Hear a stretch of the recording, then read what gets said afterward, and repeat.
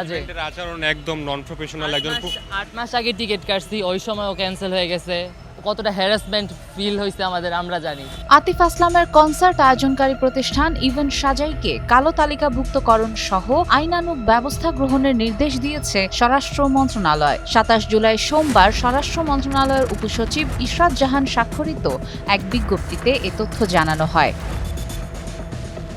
বিজ্ঞপ্তিতে বলা হয়, 24 জুলাই খিলক্ষেতের ক্রিকেটার্স একাডেমি পূর্বাচল এক্সপ্রেসওয়ে এলাকায় সাংস্কৃতিক অনুষ্ঠান আয়োজনের অনুমতি দেওয়া হয়েছিল ইভেন্ট সাজাইকে। তবে অনুমতির শর্ত ভেঙে পূর্বানুমতি ছাড়াই ভেন্যু পরিবর্তন করে প্রতিষ্ঠানটি। এর ফলে অনুষ্ঠান স্থলে বিশৃঙ্খলা তৈরি হয় এবং আইনশৃঙ্খলা পরিস্থিতির অবনতির আশঙ্কা দেখা দেয়।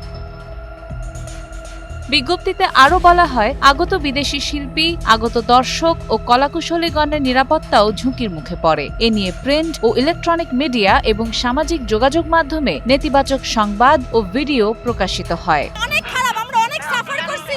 এই জুলাই মাসে বৃষ্টির সিজনে কেউ আউটডোর কনসার্ট করে, কোনো পাগল করে। আমাদেরও 10,000 টাকার টিকিট দিয়ে কিছু আধার কার্ড 1 মিনিটের জন্য দেখতে পাইনি। কিচ্ছু অবস্থা মানে খুবই কিওটিক অবস্থা পুরো। মানে আমরা যদি সুন্দর করে আমরা দেখবো, বসে সবাই এনজয় করব, কিন্তু প্রচন্ড কিওটিক, প্রচন্ড খারাপ অবস্থা। ফরচুনেটলি আরো 10 বছর লাগবে সব দিক দিয়ে এইভাবে একটা বড় প্রোগ্রাম অ্যারেঞ্জ করতে। মন্ত্রণালয় জানায়, ভেন্যু ব্যবস্থাপনার ঘাটতি, নিরাপত্তার অভাব ও আয়োজকদের প্রস্তুতির দুর্বলতার কারণে দর্শকদের মধ্যে অসন্তোষ তৈরি হয়। এই ঘটনায় তদন্ত করে ইভেন্ট সাজাইয়ের বিরুদ্ধে প্রয়োজনীয় আইনানুগ ব্যবস্থা গ্রহণের জন্য নির্দেশ দেওয়া হয়। সাদিয়া ইসলাম, টাইমস টুডে।